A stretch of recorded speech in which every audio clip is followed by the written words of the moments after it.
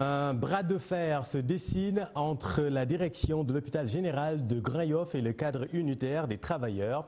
Le cadre dénonce une mauvaise gestion et juge famélique le plateau médical. Les travailleurs menacent d'aller en grève si la direction ne se ressaisit pas. Maguette Souari Diallo et Thierno Laurent Mehdi. Un plateau médical insuffisant, des agents non régularisés, des primes de motivation non remboursées, le cadre unitaire des travailleurs de l'hôpital général de Grand-Yoff déplore des manquements et une mauvaise gestion du directeur de l'hôpital. Aujourd'hui, dans cette structure-là, il se passe des choses extrêmement graves, à la fois kafkaïennes et surréalistes, venant de la part du directeur. Parce qu'un directeur qui aujourd'hui est appelé à se soucier du fonctionnement des urgences, à se soucier du fonctionnement des services que l'on appelle les services vitaux, ne se soucie pas du fonctionnement de ces services-là. Il se soucie de faire ce qu'on appelle des dépenses de prestige. Une plateforme revendicative composée de 10 points. La priorité reste principalement le manque de plateau médical, les laboratoires, la radiographie et la pharmacie. Tous fonctionnent à 30% de leur capacité. Le laboratoire ne fonctionne pas pratiquement en très forte capacité. Et c'est des services vitaux. La radio a des machines qui tombent en panne régulièrement. Le service d'anapath, de même. La pharmacie, la même chose. Le bloc opératoire par rapport à la disponibilité de leurs intrants. Ils interpellent les autorités sous peine de grève répétée. Nous interpellons le ministre de la Santé, M. Abdoulaye Diouf Sarr, pour lui dire, nous n'avons pas autorité à démettre un directeur, mais nous avons la responsabilité de dire que dans cette structure-là, il y a un problème. Et le seul problème, c'est celui qui l'a nommé à la tête de cette structure-là, parce qu'il n'a pas la poigne. Il n'a pas cette main ferme pour diriger cette structure-là. Sur la table des autorités, depuis plus d'un mois, un préavis de grève que les travailleurs n'hésiteront pas à exécuter si des mesures immédiates ne sont pas prises pour un bon fonctionnement de l'établissement. Et la direction, pour sa part, balaie d'un revers de main ces accusations. Aucun dysfonctionnement n'est noté et que le plateau médical est adéquat. Bref, tout va bien. Dans le meilleur des mondes, le cadre unitaire devrait plutôt se concentrer sur le travail au lieu de ruer dans les brancards.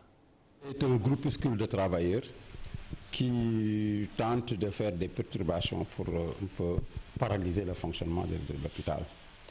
Vous l'avez constaté, cela s'inscrit dans un cadre cyclique. Depuis quelque temps, ce groupuscule organise ces manifestations-là pour tenter donc, de perturber le fonctionnement. L'hôpital fonctionne normalement et correctement. Le service de consultations externes, les hospitalisations, l'imagerie médicale, le laboratoire, la pharmacie, les interventions chirurgicales s'effectuent normalement. Il n'y a aucune dysfonction notée dans le fonctionnement régulier de l'hôpital. Il n'y a aucun manquement. Manquement signifie quoi? Dysfonctionnement, comme vous l'avez dit. Il n'y a pas de dysfonctionnement de l'hôpital. Et puis lancement officiel du programme Zéro déchet, le président de la République compte sur les maires pour engager le combat. La campagne de promotion de la propreté démarrera tout juste après la fête de Tabaski. Le président Macky Sall avec Abdou Diouf Diagne est à la sombe. Le succès de la mise en œuvre d'une stratégie nationale de promotion de la propreté nécessitera un encadrement normatif renforcé. Parce qu'il faudra faire obligation aux citoyens de nettoyer devant chez eux. Ça deviendra un devoir pour tout citoyen. Tout le monde sait qu'au lendemain des indépendances, les citoyens respectaient encore les recommandations et les règles de l'hygiène publique. Pourquoi maintenant, 60 ans après, nous promouvons nous-mêmes l'anarchie dans nos habitations? Et je compte sur les maires, en relation bien sûr avec les autorités administratives, d'engager ce combat qui est devenu un combat national. Et il nous faut rendre le Sénégal propre. C'est un impératif et ce n'est pas négociable. Nous voulons joindre le geste à la parole. Je réaffirme ici l'engagement de l'État à jouer pleinement son rôle en tant que garant de l'hygiène publique. Et la Médina, justement, vit un sérieux problème d'assainissement. Les populations n'en peuvent plus des eaux usées provenant du canal et qui serpentent les rues de la Médina. C'est un vrai problème de santé publique car les habitants ont beaucoup de problèmes avec ces eaux usées et se dégage également une odeur nauséabonde. C'est un vrai problème de santé publique. C'est un reportage de Aïssa Toupaï et Modou Diop. Les habitants de la rue 41 respirent tous les jours l'odeur nauséabonde des eaux stagnantes. Étrange cohabitation. Certains essaient de se frayer un chemin, histoire d'éviter de marcher sur les eaux usées. Désemparés, ils ne savent plus quoi faire. C'est dans ce quartier que nous avons grandi. Nous avons toujours vécu ainsi depuis tout petit. Nous ne savons pas quoi faire et aussi nous ne savons même pas ce que les autorités comptent faire. Ils redoutent même d'attraper des maladies. Qu'est-ce que vous voulez que nous fassions? Depuis un mois, la situation a empiré. Même nos enfants, nous leur interdisons strictement d'aller jouer dehors. Résignés, ils continuent quand même de vaquer à leurs occupations. Quoi dire? Nous avons l'habitude de respirer ces odeurs. Il y a des gens qui tombent souvent malades. Moi qui vous parle, je suis asthmatique et ce n'est pas demain la veille que je me sentirai mieux. Désespérés, ils pointent du doigt. Il paraît qu'il y a des tuyaux qui sont cassés par ici. C'est tout ce que j'en sais. Imaginez-vous, depuis les colons, l'assainissement est le même, rien n'a changé. Des tuyaux et des canaux vieux, usés. Qu'est-ce que vous voulez? Pour combattre toutes ces odeurs, une seule solution. Je passe mon temps à embaumer la maison avec de l'encens et je ne suis pas la seule. Et je nettoie même avec de l'eau de javel. Et rien n'y fait. Ce qui ne les empêche quand même pas de lancer un appel aux autorités. Et justement, la municipalité avoue son incompétence devant cette situation. Le maire Bamba Fall compatit, mais selon lui, l'assainissement n'est pas de la responsabilité de la municipalité. Je reste solidaire à cette population parce que toute la semaine je suis là-bas à la rue 22 avec eux. Vraiment, ils vivent une situation très difficile. Parce qu'à la Médina, il faut noter que le réseau date de 1950 et que les 85% du réseau est en fibrociment. Donc on n'a que 15% en PVC. Le directeur de l'ONAS récemment nous a promis un investissement de 3 milliards pour changer le réseau. Je pense qu'on en a besoin. Parce que les gens pensent que c'est la mairie. Ce n'est pas la mairie. L'assainissement, ce n'est pas la mairie, les ordures, ce n'est pas la mairie, la sécurité publique, ce n'est pas la mairie.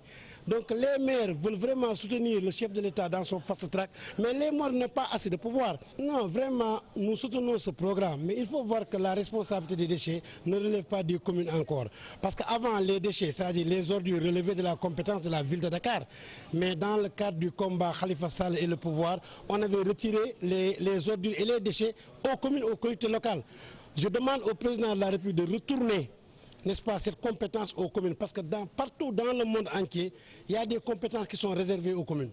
Voilà, propos recueillis par Kouba Matlo et Tierno Laurent Mendy. Affaire Guy-Marius Sagna, demande de mise en liberté d'office rejetée par le doyen des juges d'instruction. Selon le juge, Guy-Marius Sagna n'a pas encore été entendu sur le fond et sa libération pourrait troubler l'ordre public. Information relayée par ses avocats. Le collectif libéré Guy-Marius estime pour sa part que le procureur de la République a fait du faux, usage de faux et flagrant abus de pouvoir. Ils font référence au communiqué du procureur. Selon eux, Guy n'a pas sa place en prison. Alassane Ba et Pape Sangonebaye. Le collectif libéré Guy-Marius n'y est pas allé avec le dos de la cuillère. Le procureur de la République a tout faux. Sans dire quand et où l'accusé a pu faire la dite fausse alerte ou diffuser fausses nouvelles. Cette sortie publique pour répondre aux mobilisations populaires et citoyennes nationales et internationales par laquelle le procureur passe de l'accusation de fausse alerte au terrorisme à diffusion de fausses informations doit être tout simplement qualifiée de faux et usage de faux et de flagrants délits d'abus de pouvoir. Toujours poursuit les membres du collectif de haute autorité, un député du pays et un ministre de la France ont dit pire, mais n'ont nullement été inquiétés. Et pourtant, ni le député, ni le ministre français de l'Intérieur n'ont été poursuivis pour fausse alerte au terrorisme ou pour diffusion de fausses informations, lesquelles, au-delà de leur caractère faux et de la psychose qu'elles créent, peuvent avoir des conséquences graves sur la tranquillité et la sécurité des citoyens et des étrangers vivant au Sénégal. Injuste et inacceptable, le collectif ne compte pas se laisser faire et il estime que le procureur de la République se fait le bras armé du pouvoir présidentiel actuel et de la France-Afrique. Pour plusieurs raisons. Tout d'abord, réprimer le mouvement citoyen et populaire Aar Li Nu Bokk qui exige la transparence, la vérité et la justice dans la gestion du pétrole, du gaz, du zircon, de l'or et du fer. Deuxièmement, museler l'une de ses porte-voix emblématiques, Guy Marius Sagna. Amnesty a considéré que Guy Marius Sagna était en détention arbitraire et a lancé une action urgente au niveau mondial pour demander sa libération immédiate et sans condition. Sur ce, le collectif Libéré Guy Marius exige sa libération immédiate, totale et sans condition. Merci Alassane. Et Guy Marius Sagna a reçu en prison les étudiants de la plateforme Aar Li Nu Bokk UCAD. Ils se portent bien selon ces étudiants. Ces derniers dénoncent également la démarche du procureur, mais ils vont continuer le combat. Écoutons leur porte-parole Babacar Niang avec Cheikh Diop. Nous sommes là aujourd'hui pour rendre visite le camarade Guy Marius Sagna. Mais au cours de cette visite, il nous a délivré des messages. Il nous a dit qu'il faut que le combat qu'on le continue. Ce n'est pas le moment de baisser les bras. Il faut qu'on réclame encore le recouvrement de nos avoirs pétroliers et gaziers. Et il faut que tout ce qui participe à la destruction de ce pays, qu'on le combatte. Donc c'est le message qu'il nous a donné aujourd'hui. Le camarade Guy Marius Sagna qu'on a retrouvé en prison, vraiment il est là, il gère la situation avec grandeur. On compte continuer le combat, bien sûr, parce que le combat, ce n'est pas l'arrestation de Guy Marius Sagna. On sait nettement que cette arrestation, c'est de la diversion. Parce que le procureur même a du mal à trouver un chef d'accusation pour lui imputer cela. Donc on sait nettement que cette arrestation, ça repose uniquement sur du faux. Maintenant, ce qui veut dire que c'est une diversion, ça ne va pas nous divertir. On va continuer à continuer le combat, on va continuer à réclamer nos avoirs pétroliers et gaziers, on va continuer à réclamer la justice au Sénégal. Puis le projet de loi de la criminalisation des violences sexuelles sera bientôt soumis à l'Assemblée nationale selon la présidente du Conseil économique, social et environnemental, Aminata Touré. Déclaration faite à l'occasion de la clôture de la première session extraordinaire du Conseil. Ousmane Diallo et Ababacar Camara. Une loi pour la criminalisation des violences sexuelles bientôt sur la table des parlementaires. L'annonce est de la présidente du Conseil économique, social et environnemental. Présenter une loi devant l'Assemblée nationale pour la criminalisation des violences sexuelles et contre la pédophilie. Cela est une première et répond à cet objectif de préservation de l'intégrité physique et morale de nos filles et de nos femmes. Concernant la modernisation de l'administration, Aminata Touré annonce que le Conseil va contribuer à la réflexion. Monsieur le Président de la République a lancé le programme d'appui à la modernisation de l'administration et le Conseil économique, social et environnemental compte également contribuer à la réflexion et cela a été un premier pas avec l'association des brevetés de l'ENAM et de la magistrature. Durant cette première session extraordinaire, le Conseil économique, social et environnemental a formulé plusieurs recommandations. Et les membres du Conseil ont eu l'occasion de formuler des recommandations fortes destinées à affiner davantage les stratégies d'information du gouvernement. Quel est l'impact, quels sont les impacts sur le développement de l'auto-emploi des jeunes? La réflexion du Conseil, combinée aux efforts du gouvernement, a permis de formuler des recommandations fortes en faveur d'une formation professionnelle rénovée en termes de filières de formation professionnelle plus adaptées aux besoins de notre économie, d'une meilleure insertion des sortants et des diplômés de notre système éducatif et de formation professionnelle d'un apprentissage qualifié pour promouvoir un emploi également durable, d'un artisanat modernisé et créateur d'emplois en plus grand nombre et d'une exploitation plus optimale du potentiel d'emploi que peut générer notre agriculture, puisque c'est le secteur qui se prête le mieux à une création d'emplois de masse. Le Conseil a profité de cette dernière journée de la première session extraordinaire pour modifier son règlement intérieur afin de s'adapter au rythme actuel. Merci Ousmane. Élire son maire au suffrage universel direct, l'idée fait son bonhomme de chemin. Jusque-là, ce sont les conseillers municipaux élus qui élisent en retour le maire. Ce mode de scrutin pourrait donc évoluer vers un scrutin direct. Mais au fond, qu'est-ce que ça change dans la prise en charge des préoccupations des populations? Élément de réponse, Maïmouna Ndiaye et Gervais Yao. Ils font partie de ces Sénégalais qui ont toujours décrié le mode de scrutin des maires. Avec le suffrage direct annoncé, ces étudiants n'ont plus de crainte. Ce n'était pas du tout de l'avis des gens de la localité. Donc du coup, il y avait une sorte de tiraillement, les populations n'étaient pas du tout satisfaites. Ça va changer. Si on pose le choix du côté des populations, ça va changer, ça c'est sûr. Cet informaticien aussi est en phase avec le nouveau système. C'est une bonne idée pour que aussi les Sénégalais sachent aussi comment choisir, élire aussi leur maire de leur commune. Aussi c'est une bonne idée. C'était les conseils qui s'en occupaient, rien n'était clair. Et donc là, au niveau des urnes, on ne sait pas comment élire, comment choisir.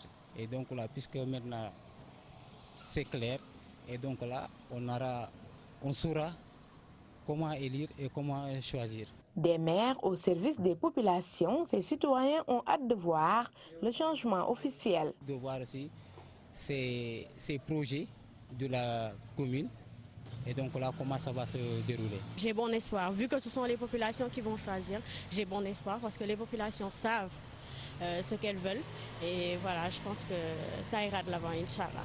Avec ce nouveau mode de scrutin des locales, même la ville de Dakar va retourner à l'ancien système de liste, d'après nos informations. Merci Maïmouna. L'idée enchante certaines populations, mais ce n'est pas aussi simple que ça.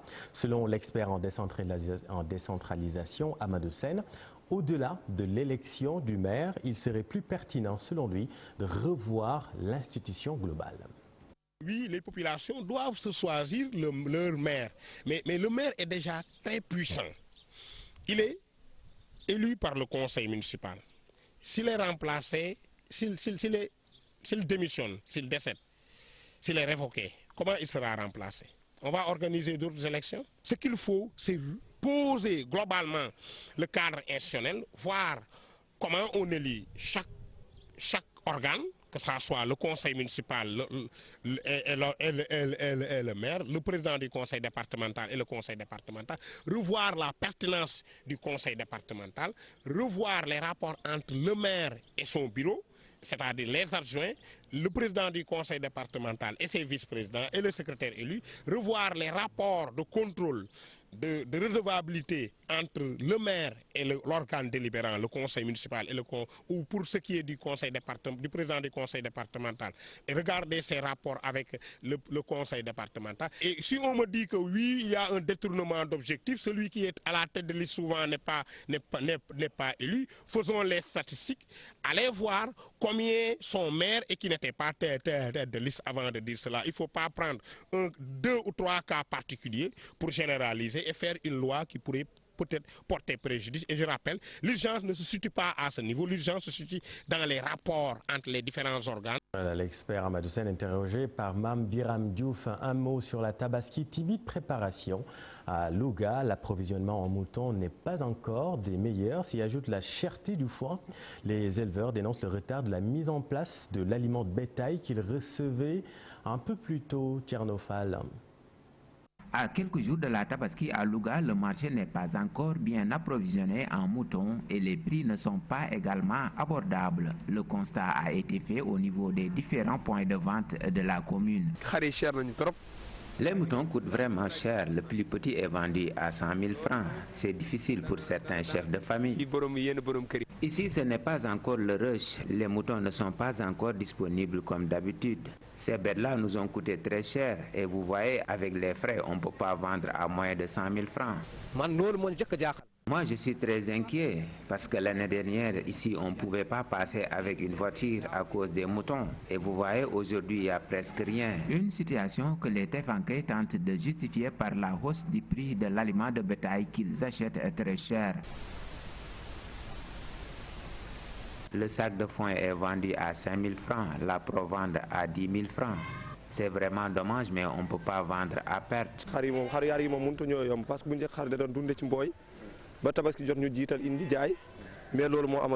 C'est pourquoi les éleveurs dénoncent l'absence ou le retard cette année de l'aliment que l'État mettait à leur disposition au niveau des forails.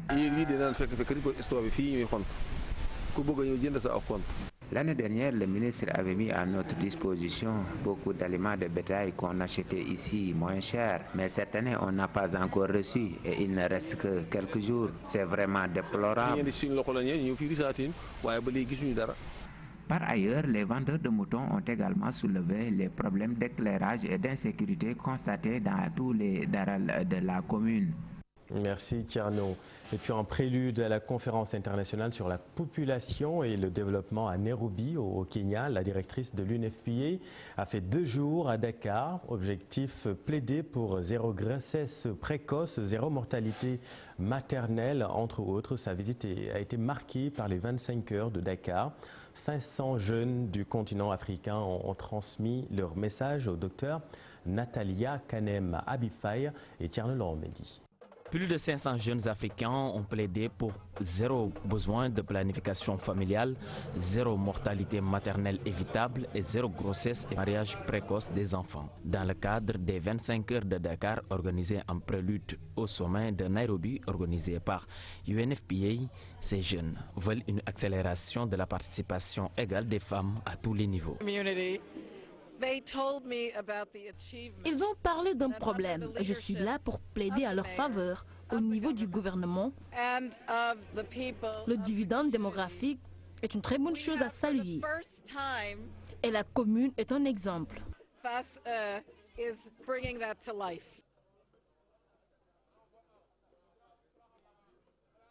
Docteur Natalia Kanem, avant de rencontrer ces jeunes au monument de la Renaissance africaine, a d'abord été à Fass pour l'inauguration du bureau de dividendes démographiques, un projet piloté par la commune. Nous avons un projet d'opérationnel du dividende démographique qu'on a installé au Conseil des jeunes.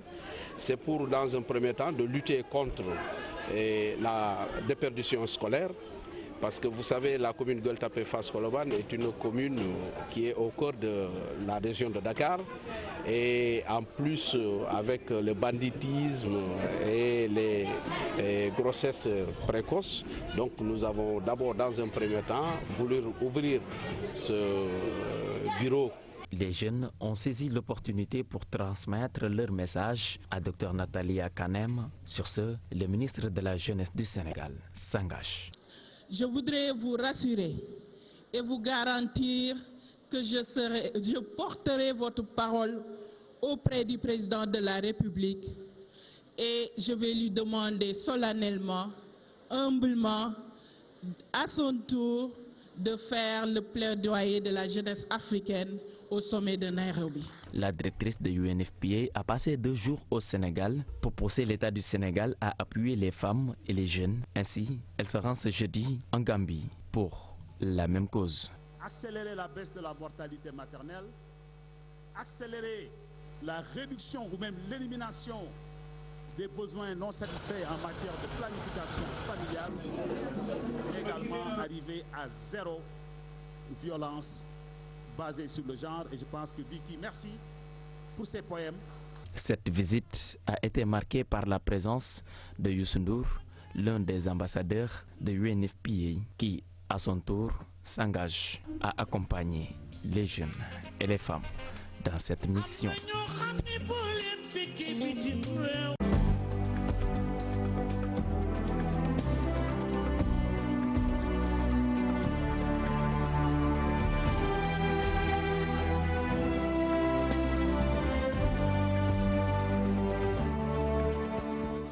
En sport, Afrobasket féminin 2019, tout est au rendez-vous pour accueillir les 11 sélections nationales au Sénégal selon le président du comité local d'organisation. Toutes les mesures sont prises pour relever le défi de l'organisation. Des bus sont mis à la disposition des supporters pour le tournoi qui se jouera à Dakar Arena. Maguette Gaye et Youssou Baro. Tout est fin prêt pour entamer l'Afrobasket féminin 2019. Le comité local d'organisation dit avoir pris toutes les dispositions nécessaires à une bonne organisation du tournoi. Le budget global s'élève à près de 800 millions de francs CFA. Toutes les dispositions sont prises en ce qui concerne l'hébergement des équipes, en ce qui concerne le transport des équipes. Au moment où on vous parle, presque toutes les équipes sont arrivées. Il reste simplement le RD Congo, à ma connaissance, le Kenya et le Mozambique. Et beaucoup d'entreprises privées, ça c'est le lieu également de les remercier, ont accepté vraiment de venir contribuer financièrement pour l'organisation de ce tournoi. C'est à Diamniadio, à 30 km de Dakar, que vont se tenir tous les matchs de l'Afrobasket. Les organisateurs ont prévu des moyens de transport pour l'acheminement des supporters afin d'assurer une forte affluence. Je remercie Dakar Dem Dik et son directeur général qui a décidé de mettre à la disposition de la fédération 30 bus gratuits le samedi. Nous avons, en collaboration avec les responsables de Dakar Dem Dik, déterminé des points de départ de ces bus-là. En plus de ces bus-là, également, nous avons travaillé avec AFTU, qui a également donné son accord pour mettre à la disposition du public 30 cars. Donc, je pense que pour ce qui concerne le transport, si vraiment toutes les dispositions sont prises. Maître Babacar Ndiaye se dit satisfait de l'état de forme des Lions, vainqueurs du tournoi de Dakar. Un bon signe selon le président. Le sélectionneur nous avait demandé d'organiser des matchs amicaux. C'est pourquoi nous avons initié le tournoi de Dakar. Ce tournoi était une réussite pour les joueuses et il a permis au sélectionneur d'avoir ses 12 Lions. L'Afrobasket féminin 2019 débute officiellement ce samedi à Dakar Arena. Le Sénégal entre en lice à 19h face à la Côte d'Ivoire. Et puis retenez, Maguette, que le président de la Fédération sénégalaise de basket en a profité pour rassurer sur la préparation de l'équipe masculine. Les Lions sont actuellement en Italie pour participer à un tournoi. Ils doivent avoir en tout 9 rencontres amicales avec des sélections qualifiées à la Coupe du Monde qui se tient en Chine. Maître Babacar Ndiaye a saisi la balle au bond pour s'exprimer pour la première fois sur l'affaire Abdourahmane Ndiaye Adidas. Selon le président de la Fédération sénégalaise de basket, l'ex-sélectionneur des Lions n'a pas respecté le droit de réserve qui s'impose à lui. Écoutons Maître Babacar Ndiaye avec Maguette Gaye et Younous Diatta. Il y a des choses qui ont été dites également. Je dois quand même apporter des précisions. Il n'y a pas eu d'arrière de salaire, par exemple. On parle d'arrière de salaire, on ne doit aucun franc, même pas un franc trouvé à Adidas. Ce qui s'est passé, il y avait 4 tournois à jouer. Il avait une indemnité pour chaque tournoi. On a fait le tournoi de Mozambique, il a été payé. Le tournoi de Dakar, il a été payé. Le tournoi du Nigeria, il a été payé. Maintenant, on devait faire le 4e tournoi au mois de novembre. Il s'est trouvé que la FIBA a décalé le tournoi de notre pôle du mois de novembre au mois de février. Mais puisqu'il est payé pour tournoi, on n'avait pas de tournoi au mois de novembre, on ne pouvait pas le payer au mois de novembre. On ne peut pas permettre à un entraîneur national de critiquer à tort et à travers la presse, la fédération et l'État. Donc il y a un droit de réserve que l'entraîneur national doit avoir vis-à-vis de la fédération et de l'État. Quand il y a des problèmes, ce n'est pas au niveau de la presse qu'on peut les régler. On s'assoit entre responsables et on les règle. Et puis en football, nomination des meilleurs joueurs de la Ligue des champions par poste. Sadio Mané va défier le duo Léo Messi-Cristiano Ronaldo pour le titre de meilleur attaquant de la C1. L'UEFA a publié ce jeudi les résultats du premier tour de la nomination des meilleurs joueurs par poste. Le verdict est attendu le 29 août pour savoir quel attaquant entre les 3 cités sera sur le toit de l'Europe. Fait du marché estival des transferts en Première Ligue en Angleterre, Ismaël Sarr est un Nouveau pensionnaire de ce championnat, l'attaquant sénégalais a rejoint ce jeudi Watford pour 35 millions d'euros et un contrat de 5 ans avec son nouveau club. Il va se mesurer aux 5 grandes équipes de la Première Ligue qui se sont renforcées, à l'exception de Liverpool d'un certain Sadio Mané. Cher Sadibou Diarra. Ismaël Sarr va découvrir la Première Ligue anglaise cette saison. L'attaquant sénégalais a paraphé un contrat de 5 ans avec Watford d'un montant de 35 millions d'euros, bonus compris, et portera le numéro 23. L'ancien Rennais qui va partager l'attaque de Watford avec Danny Welbeck, qui arrive d'Arsenal, aura fort à faire pour concurrencer les grands clubs du championnat qui se sont bien renforcés au cours du marché estival. Manchester City, le champion sortant, a opté pour le renforcement de son secteur défensif en recrutant le latéral droit portugais João Cancelo et le milieu défensif espagnol Rodri, venu de l'Atlético Madrid pour 70 millions d'euros. Pendant ce temps, Liverpool mise sur la continuité, alors que Tottenham a fait un recrutement malin avec les arrivées du défenseur latéral gauche de Fulham, Ryan Sessegnon, pour 30 millions d'euros, du milieu français Tanguy Ndombele, acheté 60 millions d'euros à Lyon, et du métronome argentin Giovanni Lo Celso, prêté par Betis Séville. Arsenal a de son côté cassé sa tirelire en faisant venir l'attaquant ivoirien de Lille, Nicolas Pepe, pour 80 millions d'euros. Le latéral gauche écossais des Celtic Glasgow, Tierney, pour 27 millions d'euros, et le polyvalent brésilien de Chelsea, David Luiz, pour 9 millions d'euros. Le milieu relayeur Dani Ceballos arrive lui en prêt du Real Madrid. Comme celui de City, Manchester United a particulièrement renforcé sa défense. Les Red Devils ont pris la tour de contrôle de la défense de Leicester, Harry Maguire, pour 87 millions d'euros, faisant de lui le défenseur le plus cher de l'histoire. Le latéral droit Aaron Wan-Bissaka arrive de Crystal Palace pour 55 millions d'euros. Au secteur offensif, seul le jeune gallois de Swansea, Daniel James, est recruté à hauteur de 20 millions d'euros. Derrière ce Big Five, Everton, l'ancien club de Gana Gueye, se signale avec un gros recrutement. Le défenseur français de Monaco en prêt, Djibril Sidibé, Fabian Delph de Manchester City, 9 millions d'euros. Le milieu ivoirien de Mayence, Bamé, 25 millions d'euros. Et l'attaquant italien de Juventus, Moïse Kean, 33 millions d'euros, sont les recrues des Toffees. West Ham a également noirci les chèques pour attirer l'attaquant français de Francfort, Sébastien Haller, pour 40 millions d'euros. Et le milieu espagnol de Villarreal, Pablo Fornals, pour 24 millions d'euros. Les joutes de la Premier League démarrent ce vendredi à l'affiche Liverpool-Norwich. Et pour le Mercato au Sénégal, TFM a le plaisir de te garder, cher Sadibou Diarra. Merci beaucoup. C'est la fin de cette édition. Merci de l'avoir suivi. Rendez-vous demain avec cher Tidiane Gao. À suivre ce soir votre série Mœurs. Quant à moi, je vous donne rendez-vous lundi pour le 20h de TFM. Excellente suite des programmes. Bonne soirée. Vous êtes au bon endroit. Au revoir.